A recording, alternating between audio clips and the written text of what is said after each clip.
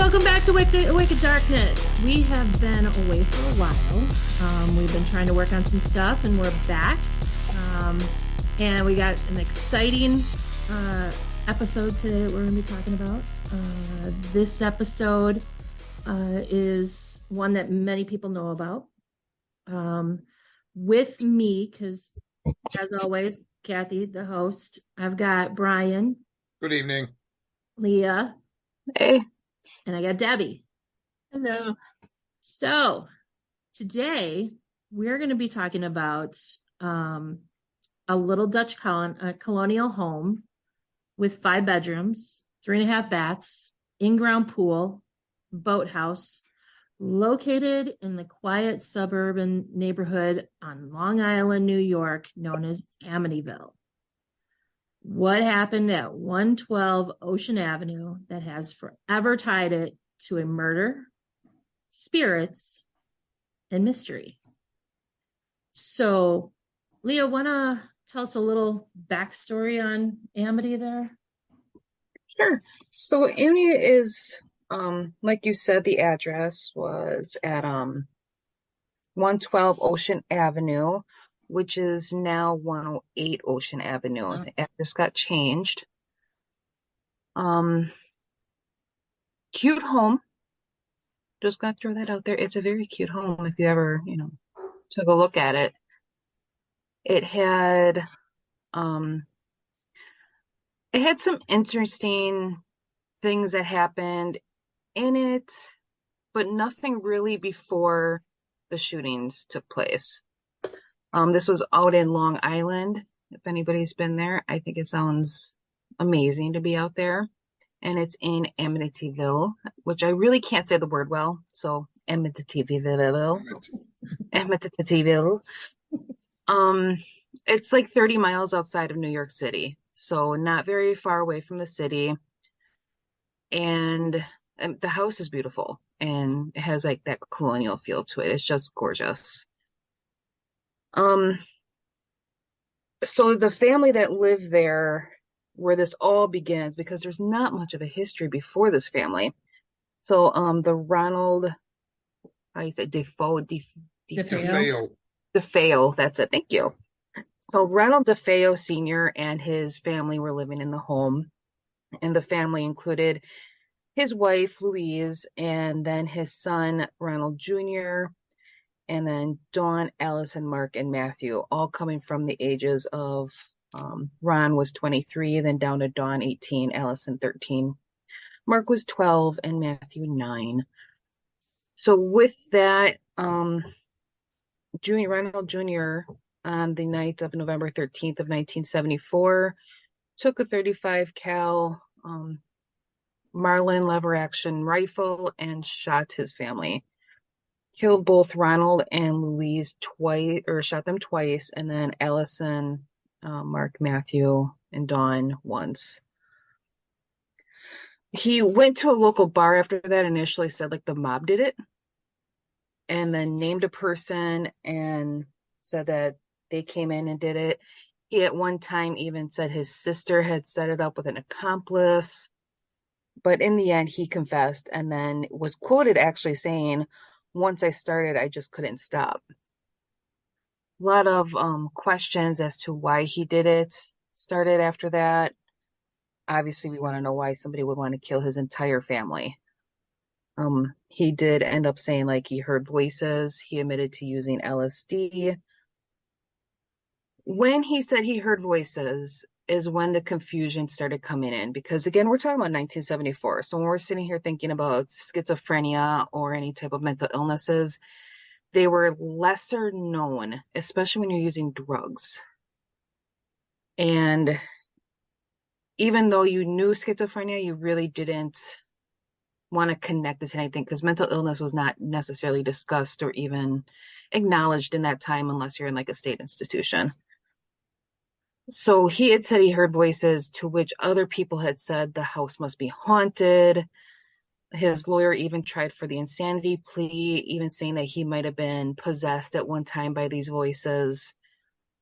In the end, nobody ever really knew why he did it. He changed his story so many times throughout the years. Me personally, I do think that he probably did hear voices.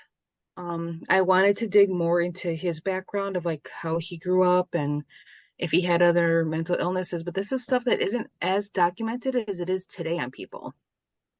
And I really didn't find a whole lot of information on him, but I was looking more at the house than I was on him. The house itself is said to be haunted, but okay. We're going to go to the next family that moved in because right after they all died, 13 months later, George and Kathy, was it Lutz? Yeah. L-U-T-Z, Lutz, Lutz. Let's They see. moved in and they lasted 28 days there. And they were saying that there was a lot of paranormal activity that took place that ran them out of the home, like such as George, father, was said to wake up at 3:15 every morning, which is about the time that Ron carried out all of his murders. Mm-hmm. And then they said that they could smell strange odors, see green slime oozing out of the walls. Keyholes. Yeah. Right, like Mm-hmm. like Slimer. I'm not sure. A priest came to bless the home and allegedly heard the voice scream, "Get out," and even slapped his hand. Other times they would hear like the garage door opening and closing, or a spirit knocking knives down in the kitchen. They even said that there was a pig-like creature with red eyes that was staring at George and his son Daniel. Wasn't it Um, Jody, the name of the pig? The did they What big. was name the the name pig? of I the didn't even. pig? Yeah, it was Jody. The That's it. I thought it girl. was Joey. Yeah, All no, right. Jody. That's Jody how they as in, named okay. it. There's a picture of the pig somewhere that she drew. Alrighty. There was even reports of like Kathy and Daniel and Christopher, the two boys, were levitating off their beds. Mm-hmm. Um, yes, a book came out because they worked with their attorney and they wrote a book about their experiences living in the home. To which the attorney then came out in '79 about and claimed that they made up this horror story over many bottles of wine. Yep. So I'm kind of in between a lot of things here where the home sold multiple times after the Lutzes, 4 times actually, and recently sold. I would say recently because we're in 2023, so that sold in 2017, so it wasn't that long ago.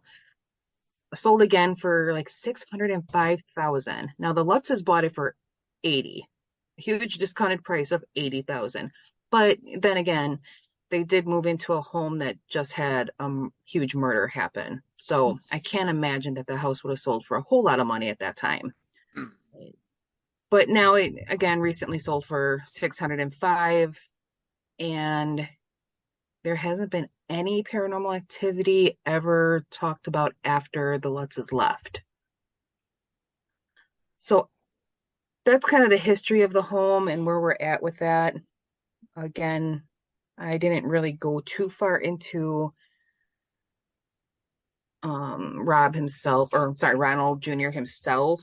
There's Other no than info on any other family at all.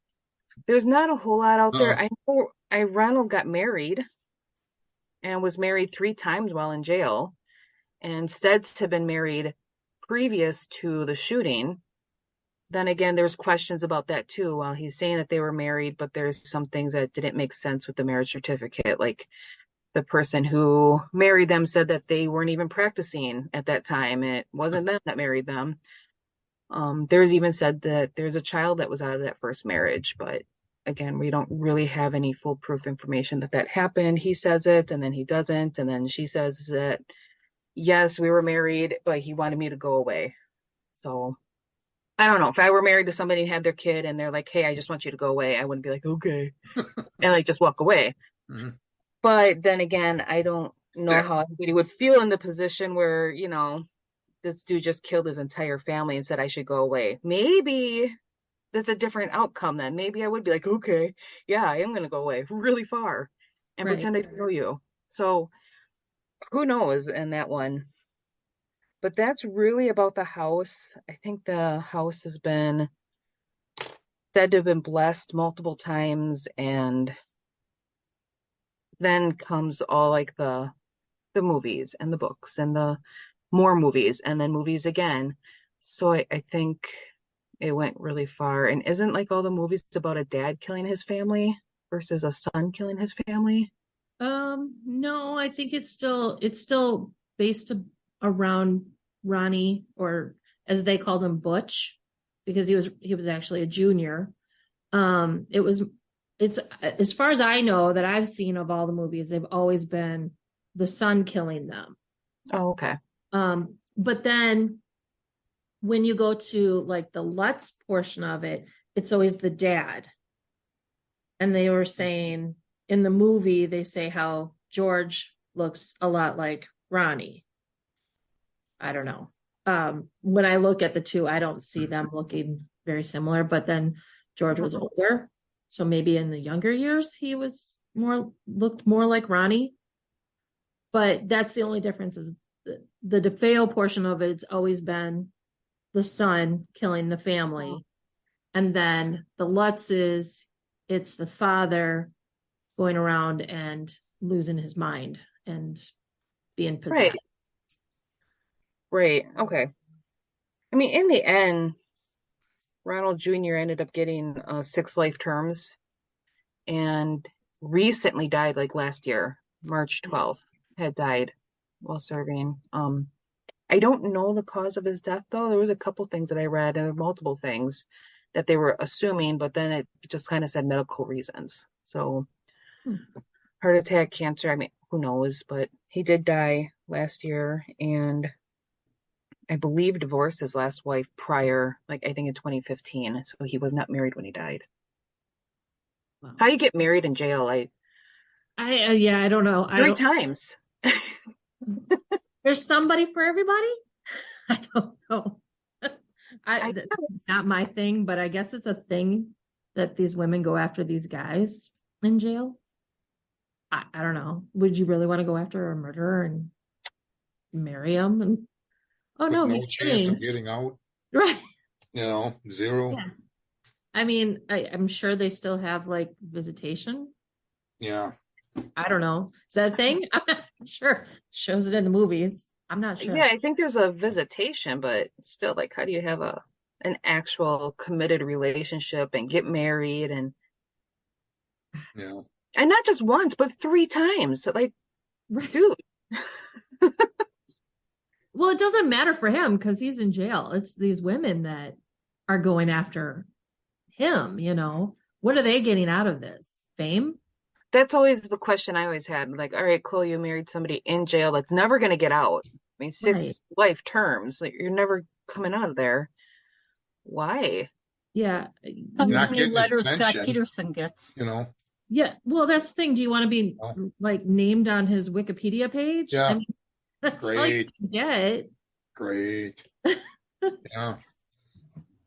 I don't know. I'd like to know like his demeanor in jail, because like say he did have schizophrenia, maybe there were voices. If that's true, then he likely wasn't treated when he went in. So I'm wondering, like, where was he at in his mental illness? Did it get worse as he was in there? I'm sure you weren't magically cured. Right. If that was This even is what 1975, 74. Once the court and all that was 75. I mean, look what they did, look at places like Ashmore, what they did with the mentally challenged. They sent them up in the 3rd floor and did lobotomies. I mean, there was just nothing, there was no studies on this stuff back then. Right. They just thought they were psycho and crazy, which they ruled them all are. Now there's, multiple not cures, but what's the word I'm looking for? Treatments. Yeah, for it now. So but schizophrenia doesn't just go away. No. So it kind of makes me wonder, like, how was he in jail all these years? Yeah. Did he continue to have voices? Did it continue to get worse? Like, all that stuff is very intriguing to me. Right. But I don't know if it was ever meant to come out as he heard voices, as in the house was haunted and he was feeling like demonically possessed or something. Did that go too far, or did people get the wrong impression? and that's where the whole story came from. Mm-hmm. It's possible. But I don't necessarily not believe the Lutzes. I can't say their name either. Lutzes, is it? Lutz. Lutz. It's not that I don't believe them. I actually Amityville. believe that Amityville. I believe that there probably was stuff that happened because think of all the energy that took place. Like 5 people are dead. Right. I Or disagree. 6 people dead. 6 Yeah. people dead, and when there's got to be. I wouldn't doubt that maybe something may have happened once or twice. I do believe the stretching took place. Lots of stretching. The stepson said that multiple times at the end. He said that George embellished what happened at that house dramatically. And he said that, 5 years ago in my article that I was reading, just to make money and a profit, because supposedly it's one article. A lot of this stuff is conflicting. I agree with you, Leah. One of them said they didn't have financial trouble. The other one said they had massive financial trouble. So that would in turn justify the signing for the book and the movie to get them money. But why in God's name would you leave everything you have, like right now? Mm-hmm. Boat, motorcycles, clothing, food, everything. So something to me is not right with this. But I agree with you too. The house is sold, I think, 3 or 4 times. 0 has been reported in that house afterwards. So it's something's fishy with me on this one. I never really knew about this until I started looking into it. I knew about it, but not this in depth about this. I thought it was interesting. Well, the other thing is, okay, so they lived in the house for 28 days. And like you said, Brian, he pulled the family out of the place and left everything that they owned. They left it. And then it wasn't until later that he had his friends go back. He didn't go back. He didn't want to go within 4, according to Ed and Lorraine, they didn't want to go within 4 blocks of that house. Right. So he had his friends go and pick up all their stuff. And the friends said, we went there, we had some of their beer because it was in the fridge and kind of hanging out. I do the same. But they didn't feel anything. So, but why would you leave all your stuff? Yeah. Are you playing into it that much? Yeah. They had sold, one of the articles I had read was him and Kathy were wanting to spend it between 30 and 50 grand for a house. But this house was 80 and they couldn't resist it because it was beautiful, in-ground pool on the river, the whole works. So right there tells me that they're overextended to start. Mm-hmm. And so I don't know. It's, all of a sudden someone offers you a bunch of this huge book, very lucrative book and money offer with hopefully making more, which they never really did, make much more after this.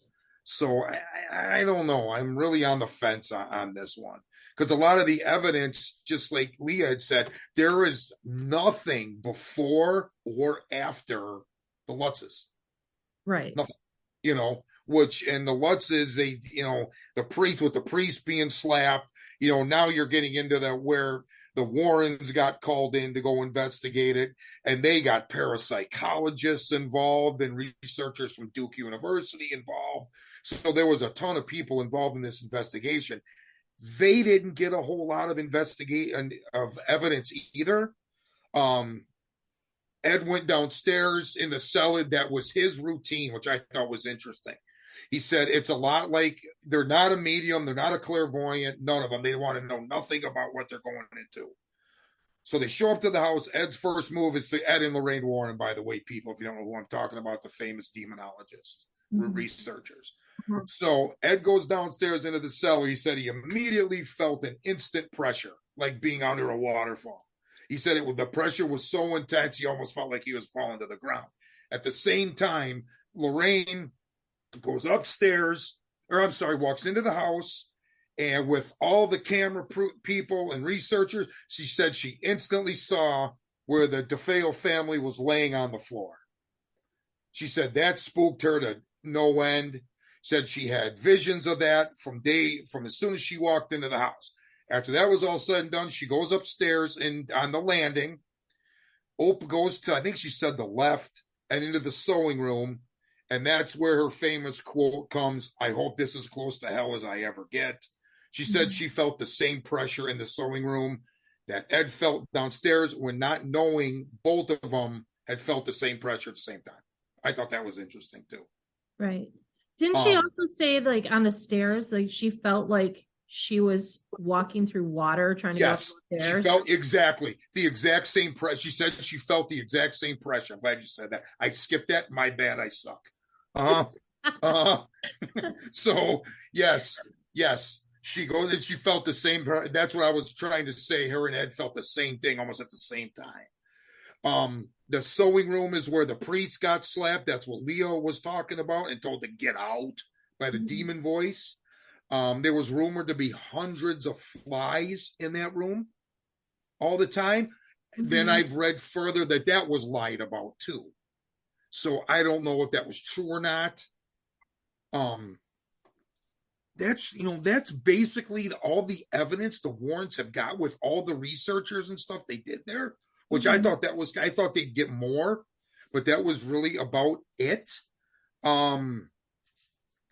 They kept saying, that's another thing too, what we were talking about. If this was fake, why would the Warrens want to go there? They said they didn't know anything about this until they were approached by a TV crew that heard about the hauntings and wanted someone to investigate it. And the Warrens were already getting famous with all these huge other investigations that they were doing. Well, didn't they have like a whole seance around the table? Yes. It wasn't just Lorraine there as a psychic. There was other psychic mediums that were there that were sitting around the table trying to tap into whatever it was was there. Yeah. If anything. Yeah. Yeah. Lee had said the same thing too. There were claims of the hoof prints being outside in the snow. And then the one article I had read too said it didn't even snow that night in the town. But then on that side of the town, it did snow, which that's very possible. Right. The famous Jody, I thought it was Joey. Jody, the famous pig man, red-eyed pig, was also supposedly seen outside of the sewing room. Outside of Missy's bedroom, which was the daughter. Right, the youngest. And that's really kind of all the evidence that there is from it. And then there is also, there's the famous picture of the little boy. The little demon boy. Captured. Yeah. Which some people say it was one of the DeFeos. Right. And another one had said it could have been one of the researchers. I think it was from Duke University was there. I have that in there. I forgot to read that. Yeah. So, I mean, it when you look at the picture, he kind of does look like Matthew John, the youngest. Yeah. He just facially looks like him. But, it doesn't look like a normal kid picture. I mean, because of the eyes. The eyes was the thing that stands out. And if I can find the picture, I'll post it on our Facebook page. Was that picture taken in the dark? It's a black and white photo, so it's a possibility. But, when we take photos on our investigations, it comes out black and white sometimes where we're in that night vision mode. Yes. So, but we're talking 1975, 1977, around there. So colored photos, I mean, they were great, but they weren't fantastic. Yeah, exactly. It was almost as if somebody painted on the pictures. It looked like back then, or at least my family photos look like that. But I mean, this kid, it's weird how he looks like one of the DeFeo kids. I just sent it to you on your email because I had the picture up. Okay. So I sent you a link to it. Perfect. It does look like a boy. I think just the eyes glowing like it was. Given the flash and the technology of pictures at that time, that doesn't surprise me that the eyes are glowing like that. Agreed. Just picture taking. Well, but it does look like a boy. Yeah, I'm looking at the photo right now. And what would a boy be doing there on an investigation? Right. It looked like just walking out of his room or poking his head out of the room.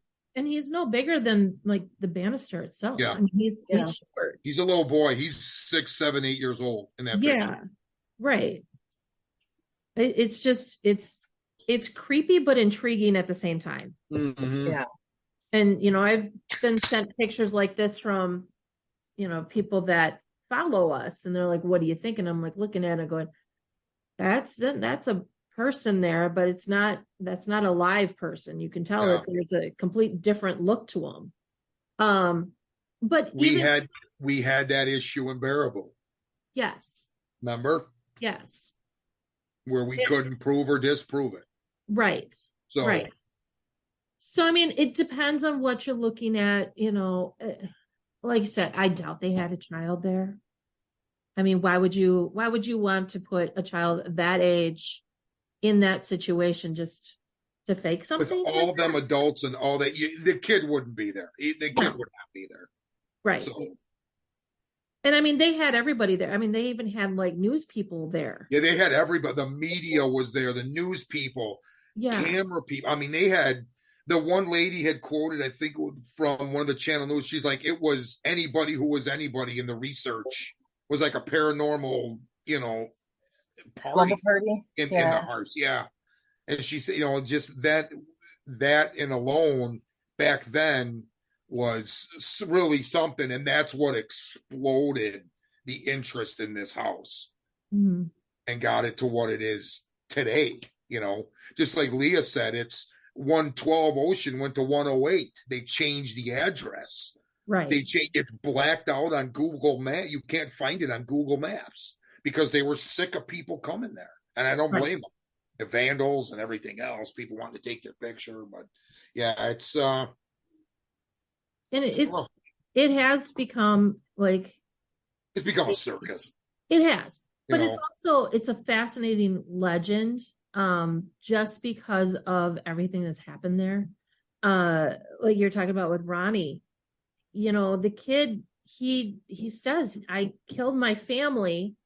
But it was also, I mean, the kid cleaned up, and they found the gun, in the river behind the house. They had divers in the pool. The pool. Yep. They had divers in the river. And then he ended up saying that he, and only the killer would know this, is that he took his, all the bloody clothes that he was wearing, all the shell casings, and the gun case itself, took it into the city, to Brooklyn, into one of the neighborhoods, and dumped it into the sewer drain. And they found it. And there it was bloody clothes. Everything that he said was there. Why? Why would you take it all the way into the city? But the other strange thing is, how did 6 people die in a house and nobody heard anything? Exactly. Especially with a gun. Right. Especially with a gun. Not even his own family would wake up. Everybody was still in bed. How would you not hear? You're telling me that your family is getting murdered and you're not going to get up and at least hide? You can muffle the sound.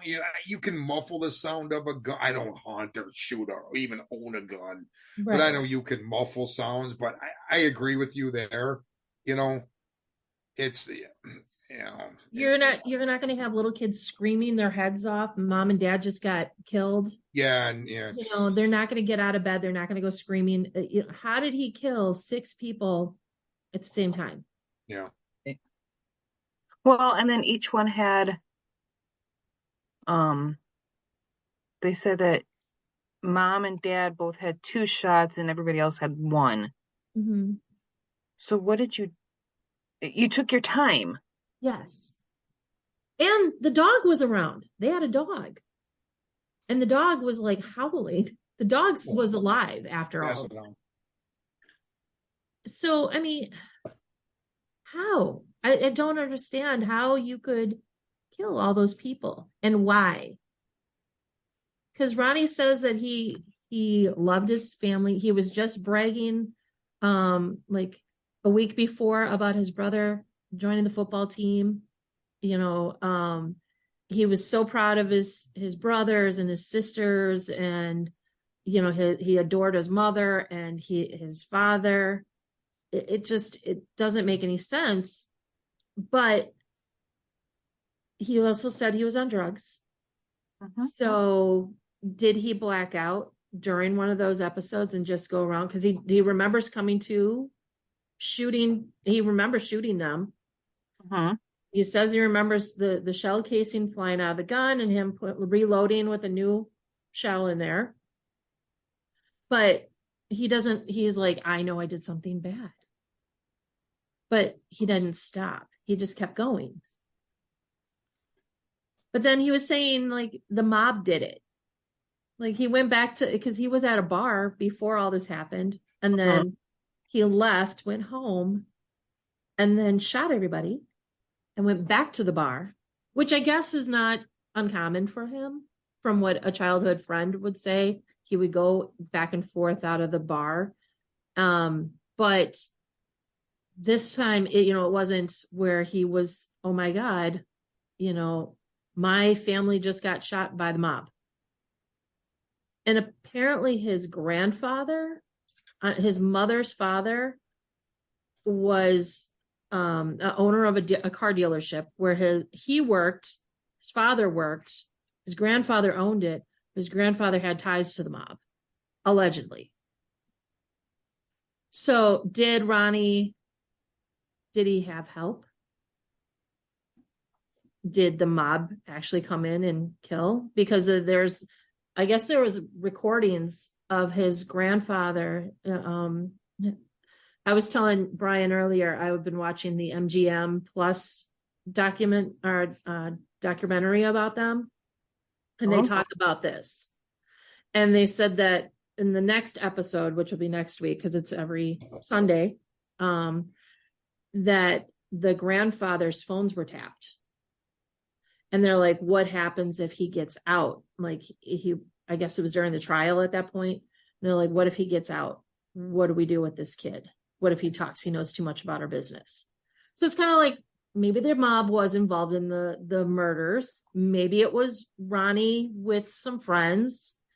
There was another one that was like Ronnie and his sister. Did you guys hear about that one? Yeah. His sister wanted to kill the parents or something like that, and she just wanted out. But they weren't supposed to kill the little ones. But then something happened, and then so she went and started killing some of them, and he went and started killing some of them, and then she kind of freaked out, and then he killed her. I don't know. There's so many different variations of the stories. The only one that really knows are the people that are already dead, including Ronnie himself.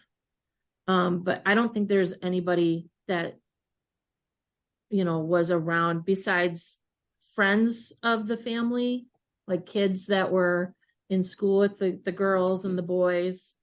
I don't think there's any adults that are still alive as far as like the aunts and uncles and grandparents. I think they're all passed. But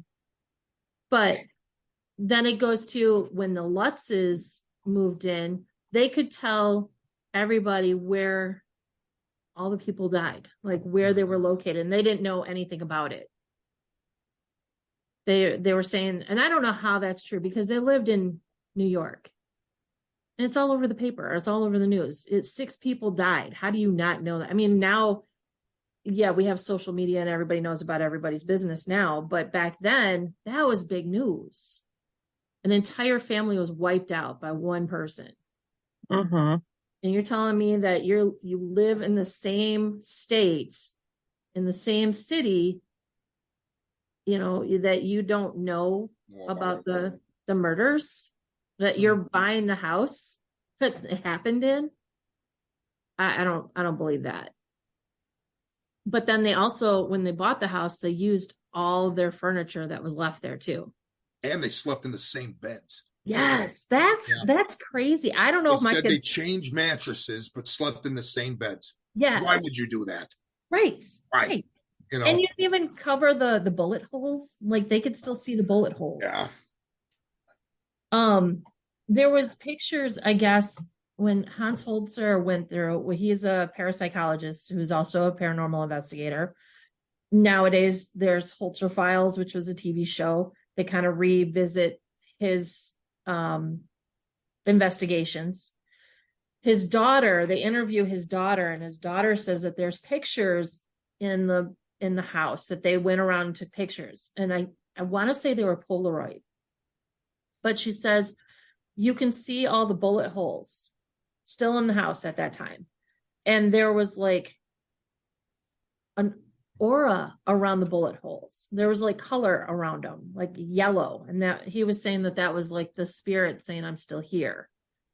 I don't know. It was just kind of weird looking at those pictures though, of why the bullet holes were, especially if it's a Polaroid picture. I know you can doctor some photos and stuff like that, but back then it was not back then. It was kind of hard to do it. I mean, I used to be able, when I had my Polaroid pictures, I could write on it, as long as you did it before it was fully developed. But I don't think you can make color. I don't know, maybe somebody knows how to do that, but these bullet holes all had this same like circular aura around them. But why would you not fill the bullet holes? I mean, you're buying a house, you're fixing this house up. You're just going to let them keep the bullet holes in the house? I don't understand where George was. Nostalgia. But wasn't he a contractor? Yeah. Construction and stuff? So, I mean, he has the capabilities of. That's an easy fix. Yeah. But he would wake up at 3:15 every morning. Couldn't get warm. What were the other allegations that he had? They did say that he was in or dabbed around or played around in like cult activities. Mm-hmm. Yeah. So that was the other thing they were talking about. Christopher, his stepson, was saying that George originally started with, I guess back then they were big into, it's the 70s, peace, love, rock and roll, all that stuff, 60s and 70s. But they were also into a lot of meditation. And he was into what was it called? The light trance medium. And what that is they're meditating, but they're doing like different sounds while they're meditating. And Christopher would say that George I guess whoever it was that, I don't know what they're called, whoever's in charge of them, not a shaman, but something similar to that, like whoever's the guru of it, he would give them a sound or a word to chant during their meditation. And each word or sound meant something different. So depending on how long you've been doing this for, you get a different word or whatever throughout it. And Christopher was saying that George decided that he was going to go off script and not use the words that he was told to use. Instead, he started using demon names. And he would chant each time different demon name. And he's like, that's where it started getting a little crazy. And that George ended up pulling Kathy into it. And so Kathy started doing it. And they're both meditating. So now you're just basically summoning a demon into your home. Provoking. Yeah. Yeah. I mean, why? You have children in your home. Why would you want to call a demon into your house? It doesn't make any sense to me. Where is my notes? Did you know, too, that Mr. DeFeo, they have, when I was watching a video on this, they said Mr. DeFeo, before the murders, called in a priest to perform an exorcism before they were murdered. On who? For the house, which I thought was interesting. They had statues in the back that were from, God, I forgot the damn name, but they were from Montreal. And he called the priest in from Montreal, wanted to perform an exorcism. And couple weeks after that, they get murdered. I do remember something they were Yeah. talking about that. Yeah. It was, I think it was a year before him and Ronnie got into it because Ron Sr. was beating his mother. Yeah. And I'll call him Butch. It's just easier. Butch grabbed a gun, loaded the gun, put it up to his father's temple, and pulled the trigger, but it jammed. The jam, yeah. And I guess that was like the changing of Ronnie Sr. of his life, and he found God, and he was very religious after that. And I do, now that you mentioned those things in the yard with the statues, the neighbors would even see him running outside. Yes. And like, flying in front of one of them, kneeling down and praying and stuff like that. And then, like I said, it was not too long after that they got murdered. And they also had a sign in front of their house. High Hopes. Yes, that's now house. Gone. Yeah. But they came from Brooklyn. They moved out there. They ended up getting more money and stuff like that. Were able to provide for their family, got a bigger home. They were looking up at things. Everything was looking great. And then a year later, they died. Yeah. I don't know. It's in that beautiful home. It's tragic. Yeah. But George, him and Kathy ended up divorcing later on in life. 1980, I think it was. Yeah. And he died. They all died young. Or I should say the mom, George and Kathy died pretty young. Yeah. Yeah. But he he seemed like he was trying to make a name for himself. Not to say that things didn't happen. I mean, there was weird things that were in that house to begin with. From him buying the house and keeping the furniture and using the furniture, the family that had died in the home, like you said, the beds and stuff like that. But there was other things that he kept in the house that he didn't change, like the red room in the basement. And that was supposed to be like, he said it was under the stairs. Yeah, that was more like a crawl, like a cubby hole. Yeah, like a crawl space just cut in. Yeah, but they painted it all red. Red, yeah, they called it. The Warrens called it the red room too. Yeah, why wouldn't you change that? I mean, it's a paint job, Mm-hmm. And then the wood and stuff like that, and he didn't want to go to work. He took over his grandfather's construction or surveying company. And he just decided after a few days of living there that I can't get out of bed. I can't, get out of the house. I got to stay in here and keep the house warm. I mean, they moved in December. Yeah. I don't think the house, it doesn't look like it was a very drafty home. It looked like it was pretty well put together, but he kept saying that he was cold all the time. He could never get warm. I don't know. One of the accusations too from the priest that was with the Warrens, I think, had said that, was it Missy's room was brutally cold. And they said it was wintertime, but not this cold.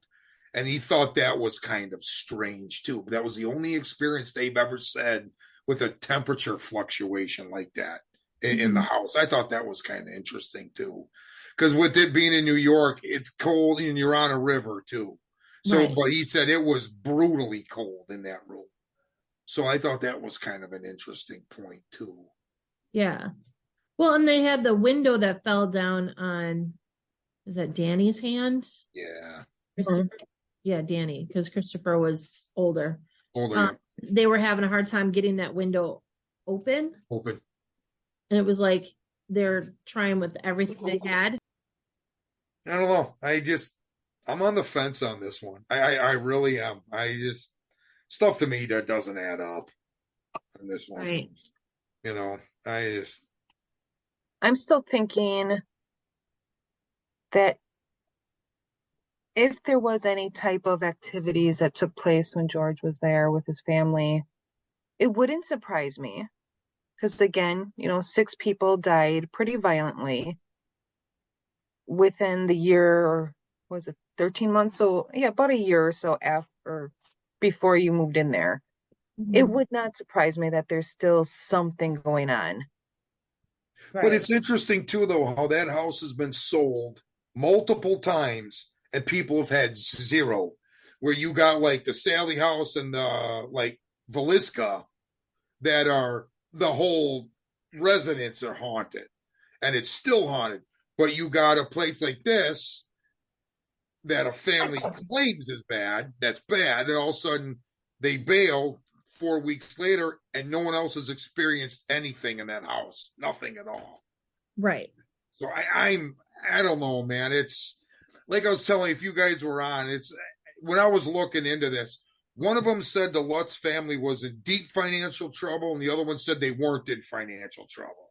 And when you're approached, to get all your money back from a house you're claiming is haunted,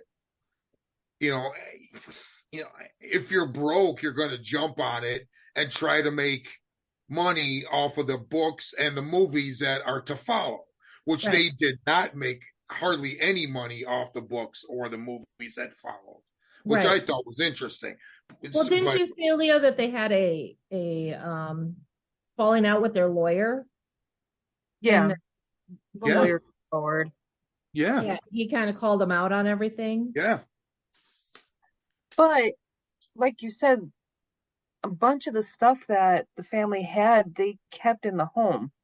So while I'm still very skeptical about this whole idea of attaching to items, just saying, what if there was an energy that was attached to an item that was in the home that could have been then removed or thrown away after the Lutzes moved out, and that's why everything is now gone. No.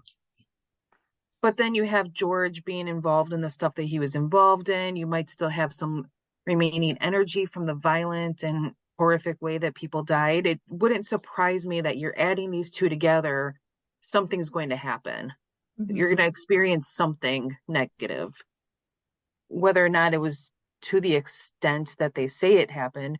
Because I do believe Daniel, I think was their son, he had said, who lives in Queens now, had said that, he remembers what's happened there and he knows what he knows. So it's kind of up to everybody else if they believe him. But I'm not surprised if something did happen. May 6th, 2006. Yeah. Christopher, I think his name is Quarantino, who was the stepson of the Lutz, of Kathy Lutz, says the haunting was not a hoax, but insists George brought on the troubles on himself by dabbling in the occult, and then amplified what paranormal incidents did occur to profit off books and movies about the house. Sure. Right. I would say that it probably, that just makes me believe even more that there was probably something that happened there that was brought on more by the tragedy and negative energy that was left there, along with whatever George was dabbling in. Right. Then it must have been attached to George or somebody in the family, because when they left, the house is now clean, supposedly. Also, it kind of makes me wonder, did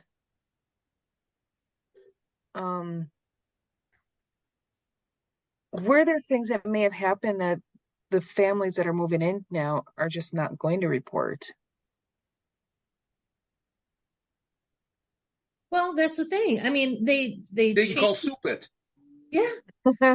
they changed the address because people kept coming to, I mean, I get it. Your house is haunted. Yeah. You want to live, You're the most famous house in the country right now. Right. And people keep coming up to homes and taking pictures, and you want to live your life and everything. And maybe you don't want to add to it, and you are having problems there, but you learn to deal with those And maybe it wasn't as bad as what George and Kathy were saying it was. Maybe there's things that are going bump in the night, but it's not green slime coming out of every, door and crevice there is in the house. Maybe you're waking up at 3:15. Who doesn't wake up at 3:00 in the morning nowadays? I mean, we're all kind of waking up at that time, and now it's all like, hey, it's 3:00 in the morning. So, I mean, they might have problems. They just don't want to say it. And that's why they changed the address. You can change the address. You can't change the way the house looks. I mean, there's only so much you can do to it. It's one of those things too, because it would depend on the owner, because if you lived in that house and all of a sudden you start reporting, you've got stuff going on, you'll have every paranormal team on TV and in the country wanting to go to that house. Right. And just like you said, you kind of want to live your life and be left alone. But then to an extent of that, now all of a sudden you're becoming extremely popular, and that's where the cashola comes in. You know? So it's one of those, it depends on who you are in the house. They've completely changed that house. I mean, completely. The creepy ass windows are gone. Just like you said, the nice, beautiful sign is gone. The address, you can't even find it on Google Maps. Mm-hmm. Susie looked it up this morning. It's all blurred out. It is all blurred, yeah. And you can't, what power do you have to call Google Maps to say, I don't want my house on there, Right. It's pretty good. I'd love to do that. But oh, go ahead. It also makes me wonder, I mean, blur it out, and I don't care if they blur it out, but I can still look in the area, and the houses are relatively close together. You could find it. Now, I don't know where, I don't know how many houses were there in 1974, but boy, I find that really odd that all those people died with gunshots of a rifle. It's not like they're quiet, and nobody heard that. Mm-hmm. There's no neighbor testimony or anything. I mean, maybe there was. I just don't have it. I don't see it anywhere. Right. But I just find it odd.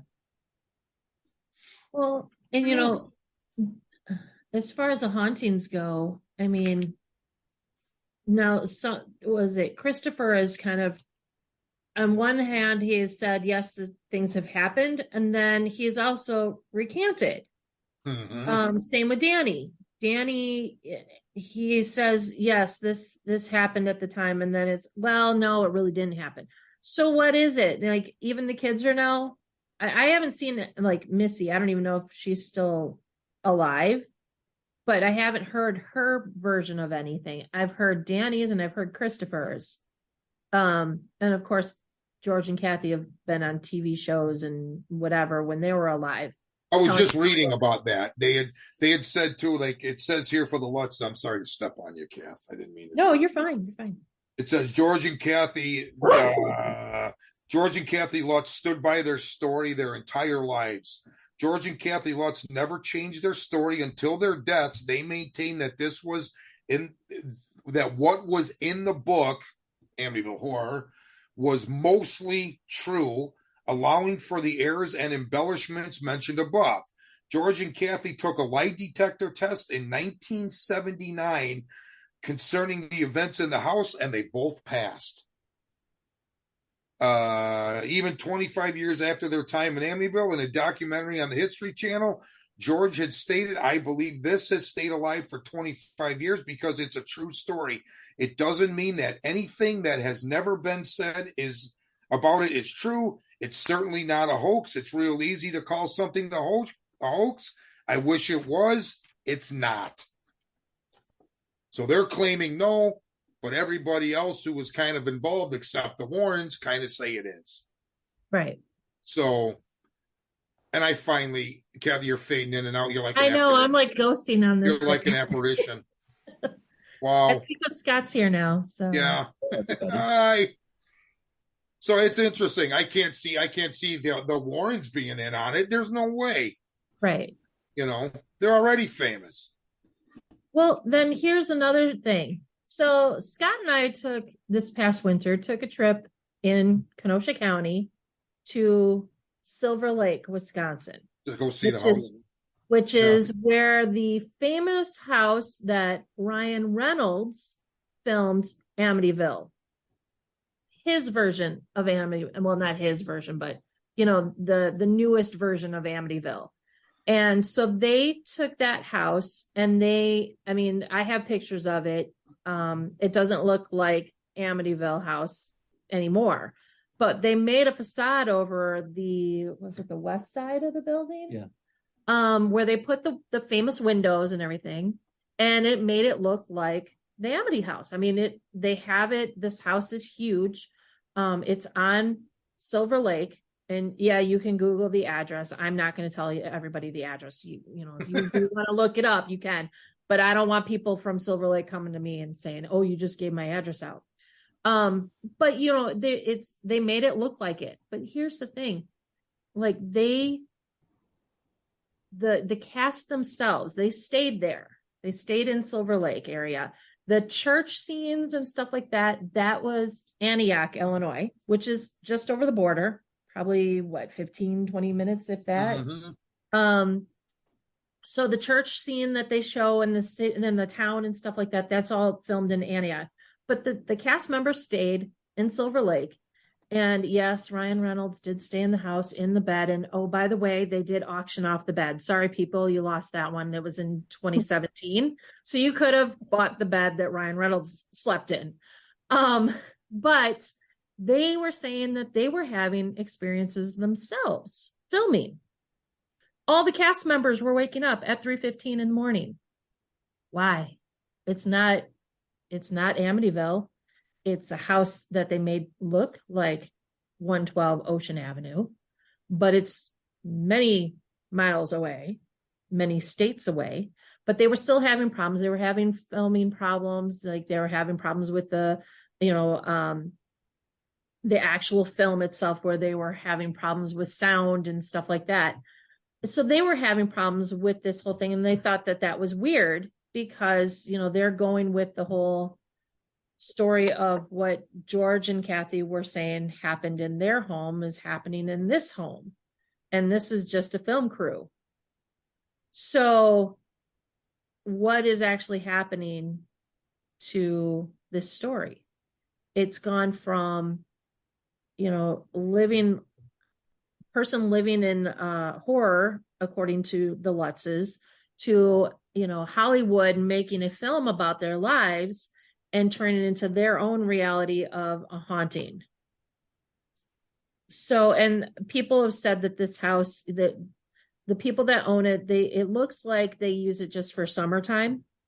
They look like they're snowbirds, so they go down south and then they come back up, and when it's warm out here in Wisconsin, they come and stay in the house. People that I've talked to, they said that the place, they haven't put a lot into this home either. Like the one family, she was saying she knows the owner of the property, and they were kind enough to open up the home for them to have their son-in-law and daughter's wedding photos taken inside. And it was kind of funny because like you could still see the paint on the walls peeled off just like it was during the movie. So like at the end of what the scenery looked like inside the house, that's what they kept it as. And when you go there, they really don't have curtains up. I don't know what those were. If they were like shades, like the pull down. Yeah. Shades. So, I mean, and it was like first floor, second floor, and part of third floor. All the shades were kind of pulled down, but not all the way around the house. And the house wasn't close to another house. I mean, it's kind of like a house and yeah, like a house in between. But it's on the waterway, and Silver Lake is not a huge lake, but it's a decent sized lake. I spent many summers in Silver Lake growing up as a kid. It's busy in the summertime. People like to go out boating, swimming, take the family out there. And, but it's weird because they're having the same experiences that the Lutzes claim to have. It'd be interesting. I would like to talk to Ryan Reynolds about this. Oh, there you So go. if he wants to listen to this podcast, that'd be fantastic. He can answer some questions. Probably not going to happen. Sorry. But Ryan, if you're out there and you want to hear, answer some questions from some Wisconsinites about the experiences that you had in your Amityville, we'd love to hear those. So, I mean, what do we think? We think it's real, not real? I mean, talking through the whole thing. What do you think, Debbie? I'm almost thinking it's not real. Unless you go back to it being a land before they build a house on it and move forward. I don't know. It just seems a little too TV-ish. I don't know. Fair. Well, and that's the thing. I mean, the house is on a waterway. And we know living here in Wisconsin, most the, Native Americans lived on the waterway because they needed to be able to be close to some kind of food source, fishing being one of them. Granted, they would hunt and all that, but they also needed to go from place to place. When you think about back in the day, most people think of cowboys and Indians. Sorry, guys, but not every Indian in the history had horses, so they had to be able to get from place to place, and a lot of times it was by waterway. That was a rumor that this house was built on an Indian burial ground, and it was not. No. But it was, it could have been where it was still an area that Indians lived. Yeah. So, there could be the impression that they left there. I don't know.